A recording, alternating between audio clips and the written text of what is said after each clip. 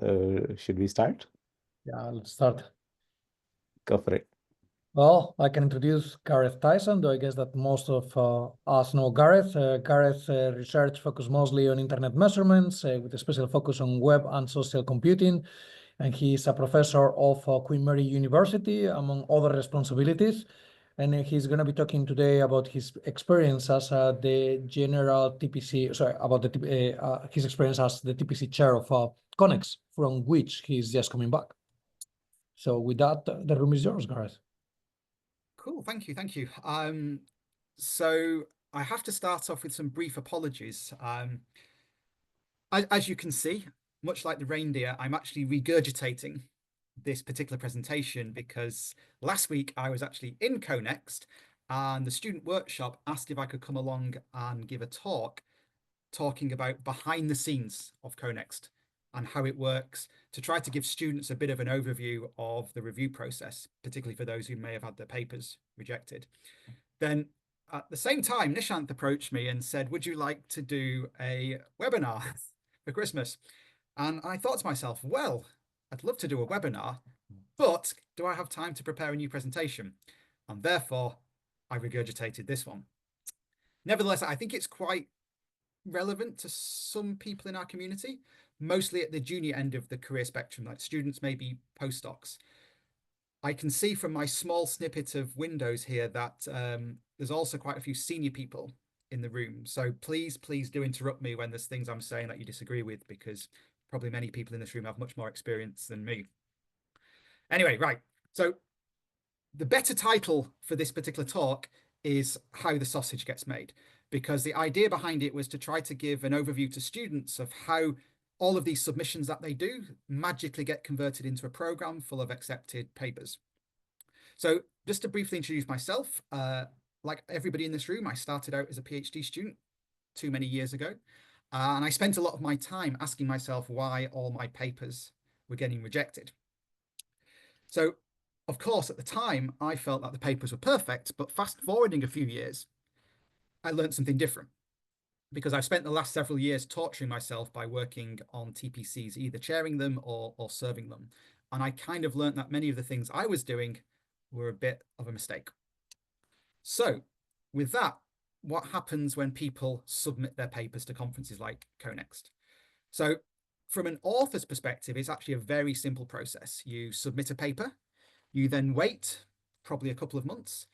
Hopefully you get an acceptance notification through and you go for a party, or 85% of the time, you get a reject notification and you open up Netflix and you start watching sad films.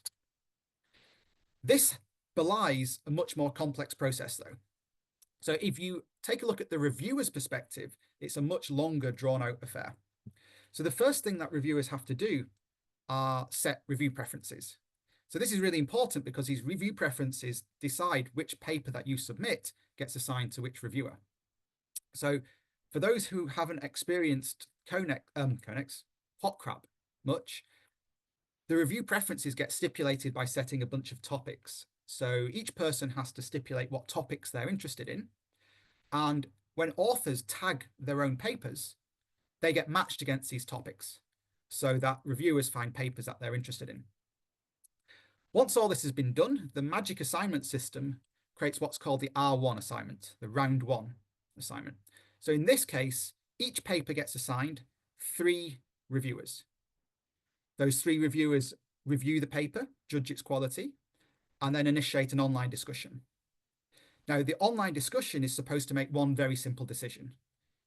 Is this paper so clearly bad that we should early reject it? Or does it have some semblance of potential?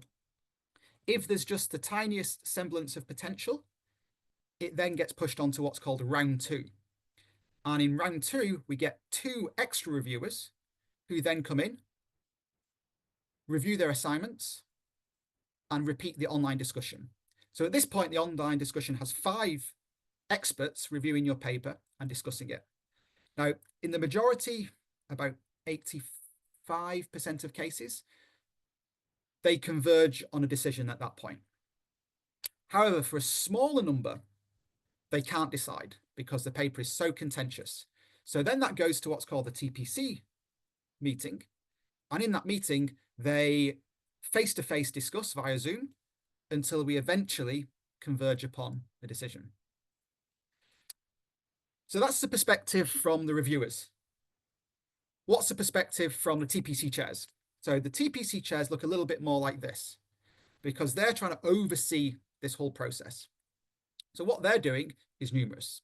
So the first thing is they compile a list of TPC members.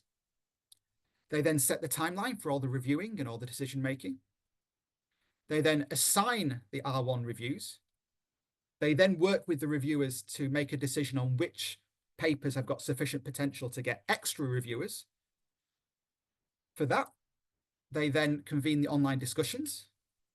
If in the online discussions you can't converge, they then host this TPC meeting where all of the reviewers come together into Zoom and discuss. And then they make ultimate decisions which lead to the final program that you see. Now, skirting through this quickly, this sounds super simple. But in reality, when you've got 80 TPC members, all of whom have got busy lives and lots of other responsibilities, it turns a little bit more into herding cats, desperately trying to run around. Okay, so with that, what's the stuff you really want to hear? So as I said at the beginning, this is coming off the back of a workshop talk I gave at CoNEXT, having TPC CoNEXT. So the first question students wanted to know was, well, how competitive CoNEXT is in reality. So to give you a flavor, this is a breakdown of the stats that we had at CoNEXT this year. And unlike previous years of conferences, we've now moved to this multi-deadline model where different deadlines run at different times of the year. Now, the first thing people often ask is it easier to submit to one deadline versus another? Broadly speaking, the answer is no. So in December 23, we got 82 people submitting papers. And from that, we accepted about 16% of them. So pretty competitive. We then reran a deadline in June where we got a much larger number because that's the typical deadline for CoNEXT in previous years. For that, we got 149 submissions and we accepted 15% of them. Now, in CoNEXT nowadays, we have this idea of a one-shot revision where we reject the paper, but we allow the authors to resubmit an updated version in 2 months' time. If we assume that all of those papers that we rejected and are going to be resubmitted will get rejected, the deadline goes, the acceptance rate goes up to 21%. Anyway, overall, we had an acceptance rate of 16% so far. And potentially, if we got all these one-shots accepted, it's going to move to 19%. So if you're curious about the topics that we started to accept, this gives a breakdown of the topics that were accepted and rejected. So you can clearly see that for some of the topics like measurements and modeling, these are super popular. We got many, many papers that got accepted on measurements and modeling. At the bottom end of the spectrum, if you're looking for topics that are less exciting nowadays, things like cloud computing, IoT, reliability, and particularly reproducibility didn't do so well. But this is a bit misleading because this is giving you the accepts and the rejects. What's much more interesting to look at is the acceptance rate. So if you're looking for topics that you think are going to be easy to get accepted in places like CoNEXT, well, the top of this chart gives you them. So for instance, in content distribution, network virtualization, and energy efficiency, about 35% of all the papers got accepted. And that's versus the overall acceptance rate of about 16%. So it seems some topics are more popular than others. So another thing that we were curious to look at is if there are any metrics that seem to indicate a higher chance of acceptance. So this gives you a CDF of the number of authors on the paper. And broadly, they're similar, although accepted papers have marginally more authors. The more interesting one was looking at the relationship between when the paper gets submitted and its chances of acceptance. And again, what we find here is that early submissions are more likely to be accepted. The logic we had behind that is probably early submissions are ones that have been rejected from previous places. So that kind of means that probably this is a rejected paper from a previous conference and it's had more time to evolve and develop. This is particularly the case for those one-shot revisions that I gave you, because the one-shots are papers that we rejected 2 months earlier with specific requirements to fix. So for those, they submitted them much earlier, and nearly all of them get accepted. So 80% of the rejected papers sorry, the one-shot rejected papers then get accepted at the next round. So why am I telling you this? Well, from a student's perspective, when you start out, you know almost nothing about this process. But once you start to understand, things become a whole lot easier. And I should also acknowledge that none of the pictures here are designed to line up with the topic of the slide because they were just 15 minutes ago added in one by one.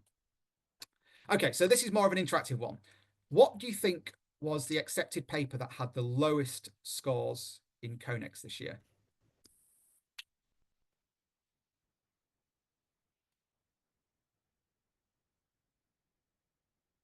So it might surprise you that 61% of all the papers we accepted received at least one reject score. And in many cases, that was not an ambivalent reject. You might have had one person who was vehemently arguing against accepting the paper. And the paper we accepted with the lowest scores had 3 out of 5 reviewers arguing for a reject. So as a student, when you receive this type of feedback, it's probably super confusing because you cannot understand why your paper that got 4 accepts was rejected, but another paper you submitted with 3 rejects somehow magically got through. Well, the reason is because the reviews actually don't tell the full story. So for instance, this paper that had 3 rejects also had 14 online comments and then a TPC meeting discussion, which eventually converged towards an accept decision. But much of that stuff is not revealed in the reviews themselves. So as I say, what's happening behind the scenes is that these review scores don't actually tell students when they submit papers really what's happening. And in reality, reviewing is a much more complex and social process. And it involves a few steps. So the first one is when all of the reviewers receive their papers to review. So they have to then read it and convert that reading into a score and some written feedback. The problem is, however, reviewers are just humans. They're people like you and me. They're not perfect. They're diverse. You know, some are glass half full people, other are glass half empty people. Reviewers forget things. Sometimes they review papers not all in one sitting, but across a couple of days. And by the time they get to the end of the paper, maybe they forgot something from the first part of the paper. They also misunderstand things. And they might have a huge amount of bias on certain topics. Like I already showed you that, for instance, content distribution gets a lot of papers accepted. Why? Well, many people in the community are interested in content distribution, and they bring that bias to the review process. Another common thing is that reviewers change their scores and they change their minds. So if you've got a paper that someone's argued to reject, and then later on in the discussion phase, another person persuades them that they were wrong, well, what they might then do is go back and change their score, but potentially they forget to also update the text, which is why sometimes you don't think that the text of the review equals the score that you get given. So if you're a student who's trying to somehow look to fix this, what steps can you ameliorate the problem? So the first and most obvious one is that you need to cater for a diverse audience. Focus on things like structure and narrative, so that even reviewers who are not experts can still grasp the contributions you're trying to make. Another major thing that you need to do is try to get the best reviewers for your paper. Now, from a student's perspective, this sounds like black magic, but there are certain things that you can do when you submit your paper that will somehow manage to magically map your paper to the correct reviewer. I'll talk a little bit about that later. Another thing is learn to read between the lines.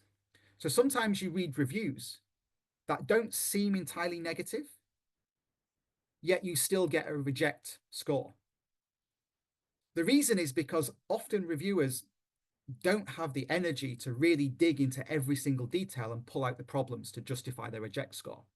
Instead, what happens is they read the paper, they immediately recognize it's a reject, and then they don't have the time or the energy to convert that into a meticulous review.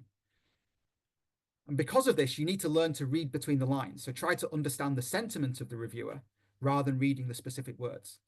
And if you can grasp that, that art, it can often make it much easier to fix your paper in the future. For instance, if someone's misunderstood something, that's not a signal that you necessarily need to complain about the reviewer or just fix one problem in the paper. Sometimes it's a signal that much of the paper has misunderstandings in it, and you need to go back from the beginning and start fixing it up. Another painful recommendation is to try and take ownership over misunderstandings. So often many of the things that you write in a paper are not written in a way that is as easy to understand as a non-expert as it would be for someone like yourself. So when you find misunderstandings, don't get frustrated, don't get angry. Just think about how you can reformulate the paper so that those misunderstandings don't happen again.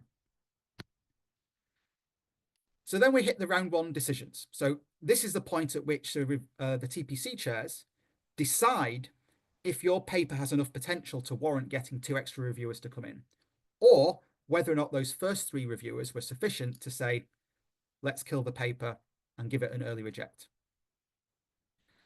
So this is the ultimate decision of people like myself who are chairing CoNEXT, or the TPC chairs you see on any conference website. The only problem is that the TPC chairs have not read your paper. They're relying on the expertise of the reviewers. And from the previous slide, you already know that reviewers are flawed. They might make mistakes and they might not even represent fully their opinion in the reviewer text. So when the TPC chairs come in to check these things, they're already getting potentially a skewed opinion of what that paper's like. They themselves are also human. They miss things, they overlook pointers. They may even not spot bad reviews. So in occasional cases, you find people uploading reviews generated by ChatGPT. And on closer inspection, you realize this fact and you can delete or ignore that review. But when you've got 200 papers to check, it becomes very difficult to check all of those reviews, 5 or 3 per paper, in detail. So in reality, if there's any doubt, TPC chairs tend to be cautious and push it through. So the policy that we had at CoNEXT was we push through any paper that has at least 1 weak accept score. Another reason for pushing through a paper to the next round is if there's a late reviewer. So in many cases, you find that reviewers don't submit their reviews on time. And in such a situation, you might have one paper that's only got 1 or 2 reviews on it. In those cases, we push it through. So at this point, anything that's been pushed through gets 5 reviews. And this is called the round 2 cycle. And this is where things start to get spicy, because all of the easy rejects have already disappeared in round 1. All of the remaining papers that make it through to round 2 at least have 1 person supporting them.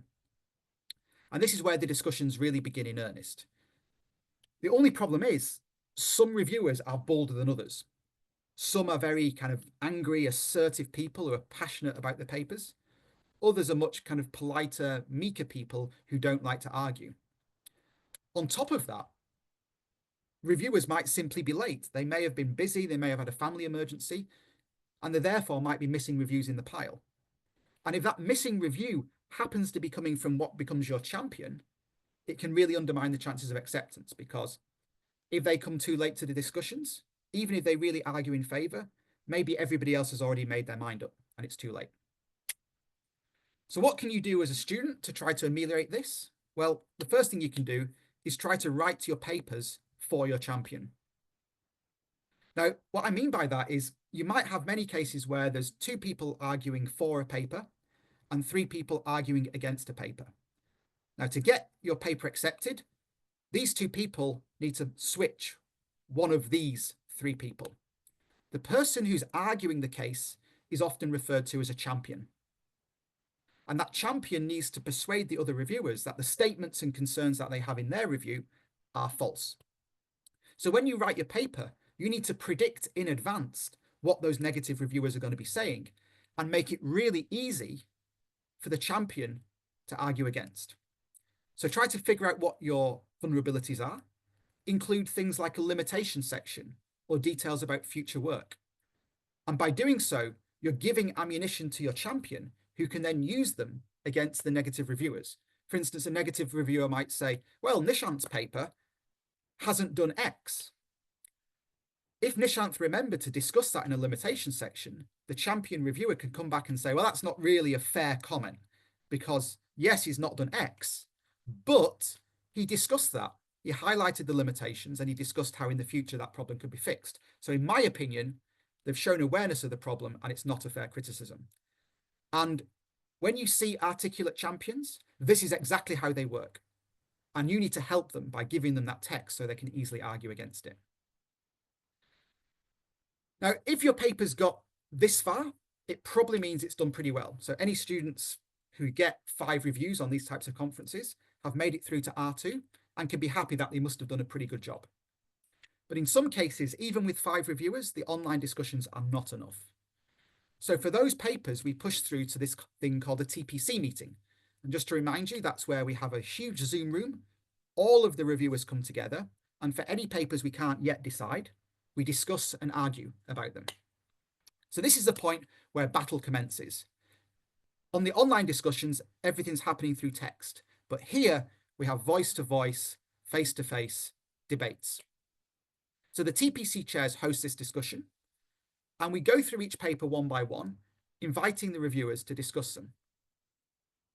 The only problem is modern time zone issues mean that doing these Zoom calls often excludes certain people, because if the call happens to fall at 3 a.m. your time, there's a good chance you can't come along. If your champion happens to be that person who's asleep in bed at 3 a.m., it can really undermine the chances of acceptance. The other big problem is that these types of TPC debates are inherently confrontational. They don't have to be, but for some papers, they become exactly that. So if you've got 2 accepts and 2 rejects, what then often happens is those 2 reviewers basically lock head to head. In certain cases, you can see that personality has a major impact on who wins in the end. On top of that, other reviewers might chime in. So the room is full of everybody from the review committee. And all of those other people might have some opinion on the paper, even though they've not reviewed it themselves. So how can you ameliorate being killed at the TPC slot? Well, the most obvious one is don't offer these easy lines of attacks, exactly the same as I was saying in the previous slide. But the difference here is that you also have the other reviewers who have not read your paper listening to the debates and contributing. And I've often seen this. You might have somebody on the sideline who's listening to the debate going on, and they chime in with some idea or some insight. Maybe they compare what's being discussed on that paper with something that they've seen on another paper. And they might say, well, listen, we accepted this other paper that had that problem. Therefore, for consistency reasons, we should also accept this one. So you need to be writing your paper to appeal to those secondary supporters. Now, the secondary supporters don't have enough time to read your paper in detail. So make sure you write good abstracts and good introductions that highlight the contributions and protect yourself against any of those concerns, because those are the only bits of the text that the secondary supporters are going to be able to read and argue in your favor. So that gives you an overview of the review process and how it works. A few final tips. So the first one, focus on your hot crap entry. So hot crap is a submission system that we use to receive paper submissions from students. Now, the reason I say focus on your hot crap entry is because this is the only method you have to try to match with the right reviewers. I guarantee nearly every paper submitted to SIGCOMM, CoNEXT, IMC, any of these difficult conferences would have been rejected with a subset of the reviewers, and in many cases would have been accepted with a different subset of reviewers. And this is the nature of the game, because reviewers are subjective human beings. So what you need to do in your hot crap entry is make sure that you write it so that it somehow magically matches with the right reviewers. Ensure you have a title that reflects the target audience, i.e. the reviewers who you think will find your work most appealing. An abstract. And for those who don't think people read abstracts, they're wrong.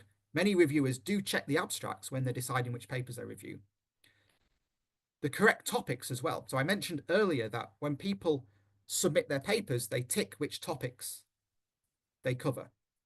Also, when reviewers join the submission system, they have to pick which topics they're interested in. And those two things are then matched. So if you forget to fill out your topics, you're just going to go to a random pool of reviewers. Also, remember to tick the full list of conflicts. We've had cases in the past where somebody forgot to click the conflicts and a paper was assigned to be reviewed by somebody who later turned out to be a conflict. And even that person loves your paper, they drop out of the process because as soon as they realize they're a conflict, they have to recuse themselves. Also, minor tip, remember to include your final list of authors and affiliations, because we've had multiple cases of people coming along wanting to change the author list affiliations later on, and that's against the ACM policy. So it created a few disgruntled authors. Next tip, write your paper with the reviewers in mind. So whenever you read a paper, I'm sure you get frustrated by certain things. Many examples. For instance, not defining acronyms, very common complaint. People just suddenly say, I've built a system Z to XY. Well, if you forget to define that, reviewers are going to get confused and frustrated. So when you're writing your paper, try to remember those things that frustrate you when you're reading a paper, and don't make the same mistakes. Remember to focus on structure and narrative.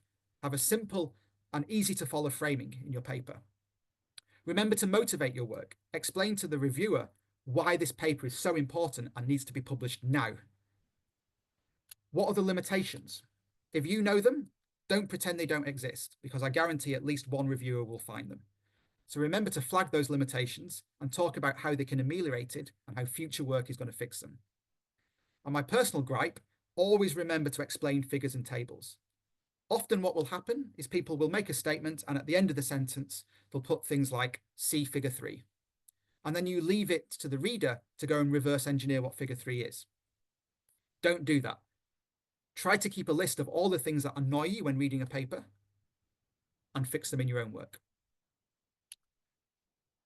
Also, remember to give the champion that ammunition I was talking about before. Often accepted papers need at least one person to argue in favour of. If you get ambivalence, if all of the reviewers are not a fan and they don't hate it, often it just fades away. But I clearly see cases where a paper might have 3 people arguing to reject it, but there's just one really articulate champion who persuades them to switch over into the accept camp.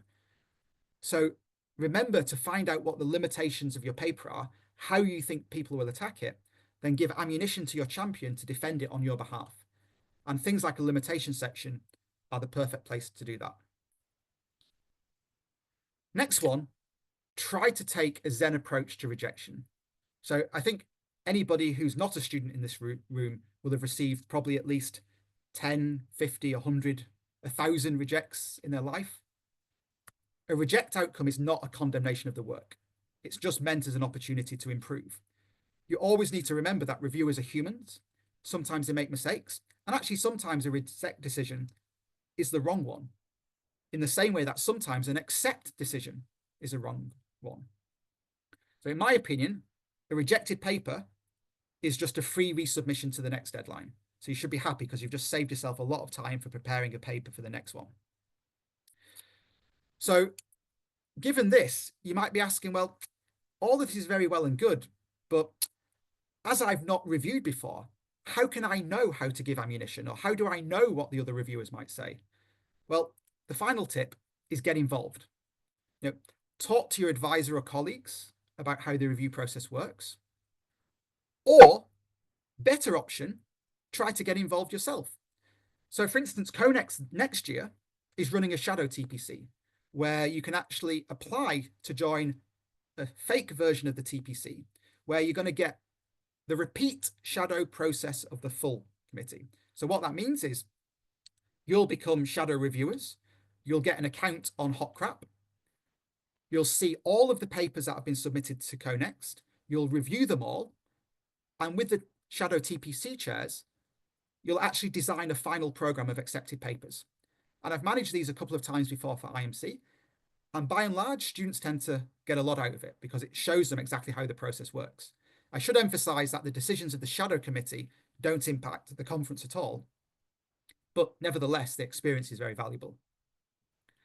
Also, I'm increasingly seeing that conferences like IMC and NSDI are allowing people to volunteer themselves. So you say to them, usually via a Google form, hi TPC chairs for IMC.